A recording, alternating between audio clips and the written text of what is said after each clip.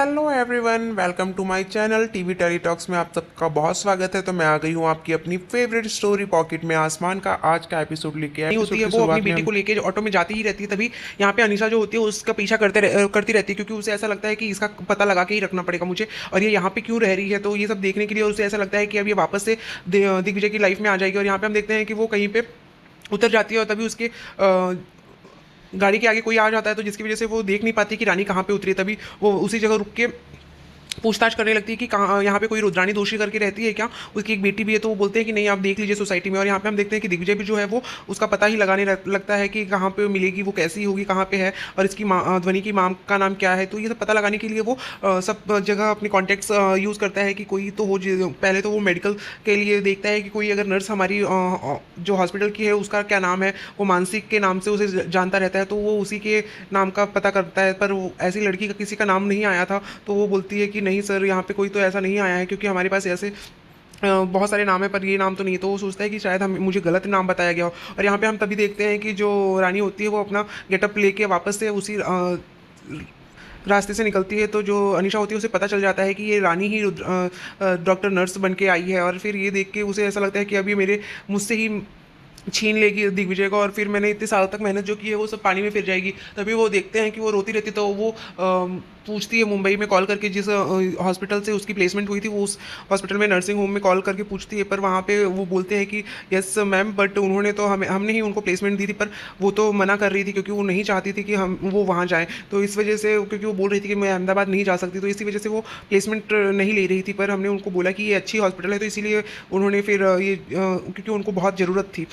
तो फिर यहाँ पे हम देखते हैं कि अनीशा को ये रियलाइज़ होता है कि वो क्यों, अगर उसको सच में आना होता तो वो इस तरीके से छुप छुप के क्यों रहती है, और वो अपनी बेटी की भी पहचान क्यों छुपाती। क्योंकि वो डे केयर में जैसे पता चला कि जो ध्वनि है वो दिग्विजय से मिली है, तो तुरंत दूसरे दिन ही उसने डे केयर से भी उसे निकाल लिया था। तो ये सब देख के उसे समझ में आता है कि वो दिग्विजय के सामने खुद नहीं आना चाहती। और दूसरी तरफ हम देखते हैं कि यहाँ पे जो अनीशा होती है वो वार्डन को कॉल करके उससे बोलती है कि आज रानी का जो कमरा है वो वहाँ से हटा दो और उसे वहाँ से निकाल दो। तभी यहाँ दूसरी तरफ हम देखते हैं कि रानी जो होती है वो दवाइयाँ पेशेंट को फीडिंग करवाती रहती है। तभी वो दवाइयाँ देखती है, तो उसको समझ में आता है कि यहाँ पे कुछ दवाइयाँ मिसिंग है, और ये सब चीज़ें देख के उसको शक होता है कि ये कौन कर रहा है। तभी वो आती है जहाँ पे सारे इक्विपमेंट्स और मेडिसिन रखे रहते हैं वहाँ पे देखने के लिए। तो वो देखती है कि जो गीता होती है वो बात करती रहती है कि आज तो दिग्विजय सर को थोड़ा शक हो गया था, और फिर वो सारे मेडिसिन वापस से रख देती है और बोलती है कि आज 5 लाख के मेडिसिन के लिए तुम्हें 8 लाख देने पड़ेंगे। तो ये सब सुन के वो रानी सब को ऐसा लगता है कि ये सभी इसके दिग्विजय के पीठ के पीछे हो रहा है और ये सब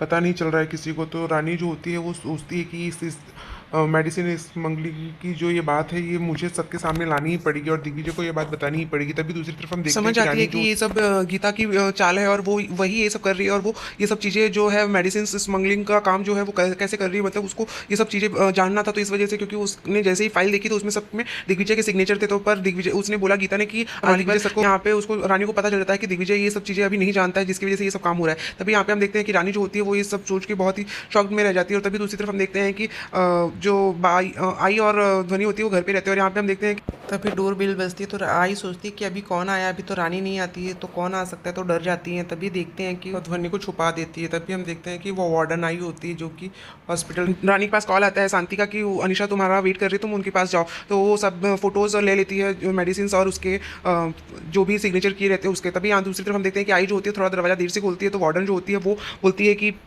तुम लोग को इतना टाइम क्यों लगा तुम्हें दरवाज़ा खोलने में। तो बोलती है कि मैडम मैं थोड़ी बुढ़ी हो चुकी है ना, तो थोड़ा देर लग गया। तो वो बोलती है कि आपका कैसे आना हुआ मैडम। तो वो बोलती है कि तुम्हें ये रूम खाली करके जाना पड़ेगा। तो वो बोलते हैं कि आप मुझे दूसरे हम लोग को दे रहे हैं रूम। तो बोलती है नहीं नहीं, तुम्हें यहाँ से निकाला जा रहा है। तभी यहाँ पे हम देखते हैं कि वो अनिशा को फ़ोन करके बोलती है कि मैंने काम कर दिया है, वो शाम तक घर खाली कर देगी। तभी दूसरी तरफ हम देखते हैं कि आई जो होती है वो परेशान हो जाती है। और यहाँ पे हम देखते हैं कि ध्वनि भी पूछती है कि हमें क्यों निकाला जा रहा है। आई तो वो बोलती है कि हमें दूसरी जगह पे जाना पड़ेगा, और हमें पहले माता रानी से तेरी बात करना पड़ेगा। तो हमें भी आज फैंसी ड्रेस कंपटीशन जैसे तेरी आई करती है ना वैसे करना पड़ेगा। तो तू किसी को बोलना मत। तो फिर वो बोलती है कि ठीक है आई। और यहाँ पे हम देखते हैं कि अनिशा के पास जैसे ही वो आती है, तो जो अनिशा होती है वो उसे बोलती है कि तुम कैसी हो। तो वो बताती है हाँ उससे। फिर यहाँ दूसरी तरफ हम देखते हैं कि जो दिग्विजय होता है वो डे केयर में जाके उसकी सारी रजिस्टर देखता है, जिसमें सारे बच्चों के नाम और उसके पेरेंट्स के नाम रहते हैं। तभी दूसरी तरफ हम देखते हैं कि यहाँ पे जो अनिशा होती है वो उससे बोलती है कि आपके लिए एक ऑफ़र है, जो आपने वो रश्मि याद है आपको 16 साल की बेटी जो हमारे इन्वेस्टर की बेटी है जिसका तुमने जान बचाया था, तो वो बहुत ही खुश है तुम्हारी बात तुम्हारे इस काम से, तो वो तुम्हें प्रमोशन दे रहे हैं। तो वो बोलती है कि कैसा प्रमोशन मैम, और इतनी छोटी सी बात के लिए कैसा रिवॉर्ड, तो वो तो मेरा काम है। तो वो बोलती है कि हाँ एक्चुअली, पर यहाँ पे हम उसको बोलते हैं कि जो अनिशा होती है वो बोलती है कि लेकिन तुम्हारे लिए ये गुड न्यूज़ है कि तुम्हें एक अच्छी जॉब मिलेगी और अच्छी सैलरी मिलेगी। तुम मुंबई से हो ना, तो तुम्हें वहाँ पे अपना परिवार छोड़ के आने में कितनी दिक्कत हुई होगी, तो अब एक ऑफ़र है जो कि मुंबई में ही है, तुम्हारे लिए बहुत ही अच्छा है। दूसरी तरफ हम देखते हैं कि दिग्विजय जो होता है वो चेक करता रहता है, तभी उसे ध्वनि और रानी का पता लगाता रहता है, क्योंकि उसे पता नहीं रहता कि ध्वनि की माँ का नाम क्या है, पर वो फिर भी उस रजिस्टर में नाम चेक करता है कि ध्वनि की माँ का नाम क्या है रियल, क्योंकि उसको नाम गलत बताया गया होता है। और यहाँ पे वो जैसे ही ऑफर देख सुनती है तो वो सोचती है कि अगर मैं ये चली जाऊँगी यहाँ से तो फिर ये जो पता है वो कैसे लगा पाऊँगी। तो यहाँ पे अनिशा जो होती है वो उसको वो बहुत ही प्यार से उसे समझाती है कि आपके लिए वो बहुत ही अच्छा रहेगा, तुम वहाँ चली जाओगी तो तुम्हारे लिए कितना अच्छा रहेगा, तुम्हारी सैलरी भी बढ़ जाएगी, तो तुम अपनी हर विश पूरी भी कर सकती हो और तुम वहाँ पे अपनी फैमिली के साथ रहोगी। यहाँ पे हम देखते हैं कि जैसे ही उसे पता चलता है कि ध्वनि की माँ का नाम आर्यन दोषी है और ध्वनि भी दोषी ही है, तो ये सुन के उसे समझ में नहीं आता कि ये क्या है, मतलब उसे ऐसा लगता है कि ये दोषी कहीं मुझे रानी दोषी और रुद्रानी दोषी के ऐसे क्यों लग रहा है, तो उसे एहसास होता है, पर वो फिर भी कुछ कर नहीं पाता, क्योंकि अभी उसको केवल शक होता है। और फिर जैसे ही वो दोषी का नाम लेता है तभी वो कॉल करता है अपने जैसे ही उसको पता चलता है कि ये तो हमारे हॉस्पिटल में भी कोई दोषी करके है, तो वो पूछती वो जो है दिग्विजय वो कॉल करके शांति से पूछता है। और यहाँ पे जो अनीशा होती है वो उसको चाल चल देती है, तो वो बोलती है कि मैं आपको सोच के बताती हूँ मैम, तो क्योंकि अभी तो मेरे को नहीं पता। और यहाँ दूसरी तरफ हम देखते हैं कि गीता जो होती है वो उससे एक नर्स पूछती है कि ये क्या है, तुम ऐसे हर हफ्ते कैसे दवाइयाँ कम पड़ जा रही है, तो वो बोलती है कि क्या तुम्हें क्या लगता है मैं अपने घर लेके जाती हूँ दवाइयाँ। तो फिर यहाँ पे हम देखते हैं तभी वो अनीशा के कमरे में जाती है, तो अनीशा के जैसे ही कमरे में जाती है तो यहाँ पे रानी जो होती है वो ये देख के उसको शॉक्ड हो जाती है कि ये क्या हो रहा है। दूसरी तरफ हम देखते हैं कि रानी बोलती है कि मुझे तो मन कर रहा है कि मैं 1 मिनट में ये ऑफ़र एक्सेप्ट कर लूँ और यहाँ से चली जाऊँ, पर फिर वो इस स्मगलिंग के लिए कैसे पता लगाएगी और दिग्विजय इसमें फंस जाएगा, तो इसलिए वो जा भी नहीं सकती अब। कि जो आई होती है वो उसे तैयार कर देती है। और यहाँ पे हम देखते हैं जैसे ही वो कॉल करके पूछता है तो वो बताती ही है कि सर वो तो आपके ही घर में जो हमारी वो नर्स है, डॉक्टर नर्स है, वही है आपके घर में जो काम कर आपकी बात की ट्रीटमेंट के लिए गई थी। और यहाँ पे हम देखते हैं कि गीता जैसे ही कैबिन से बाहर निकलती है तो रानी देखती है कि उसके हाथ में एनवेलप है और उसमें कितने सारे पैसे थे, ये तो खाली हाथ गई थी, तो ये पैसे कहाँ से आए। तो फिर उसको ऐसा शक होता है कि वो बोलती है कि मुझे अनीशा मैम से काम था, तो थोड़े पैसों की ज़रूरत थी, तो लोन लिया है मैंने उनसे। और यहाँ पे उसको ऐसा लगता है कि कहीं इस काम में अनीशा ही तो नहीं साथ दे रही है।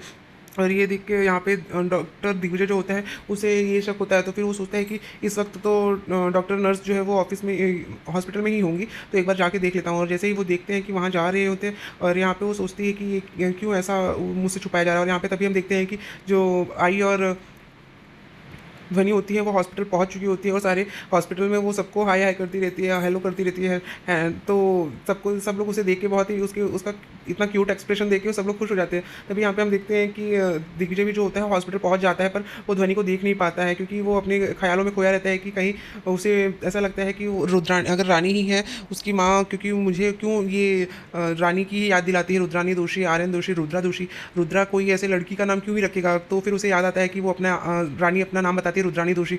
और फिर यहाँ पे हम देखते हैं कि वो हॉस्पिटल में भी आई थी और यहाँ पे घर में भी उसके लिए पुलिस आई थी, तो ये सब काम ऐसे सुन के फिर उसे शॉक रह जाता है। और यहाँ पे तभी हम देखते हैं कि पायल जो होती है वो आई को पहचान जाती है और आई को बोलती है कि आप रानी की आई है ना, मुझे पता है, और उसने वो आपकी बहुत बातें करती रहती है। तभी यहाँ पे हम देखते हैं वो पूछती है कि आई जो होती है वो पूछती है कि रानी कहाँ होगी, मुझे मिला दो ना। तभी वो बोलती है कि आप यहाँ नर्स रूम में वेट करिए, मैं आ रही हूँ। तभी यहाँ पे हम देखते हैं वो उसको जैसे ही वहाँ पे रखती है तो ध्वनि जो होती है वो बोलती है कि आई मुझे प्यास लगी है, पानी चाहिए। तो बोलती है कि अभी तेरी माता श्री आएंगी तब हम चल देंगे यहाँ से जल्दी से। तभी वो बोलती है कि मुझे लेकिन अभी आई पानी पीना है। तो जैसे ही वो लेके जाती है, आई बोलती है कि तू यहीं पे बैठी रहे, मैं लेके आती हूँ। और यहाँ पे वो खेलती रहती है, तभी वो दिग्विजय को देखती है, तो दिग्विजय को देख के वो खेलते खेलते वहाँ से तुरंत भाग जाती है और दिग्विजय के सामने जाती है और बोलती है डॉक्टर अंकल। और यहाँ पे आई जैसे ही रूम में आती है तो वो देखती है कि ये कहाँ चली गई है, तो वो घबरा जाती है कि कहीं उसको देख तो नहीं लिया।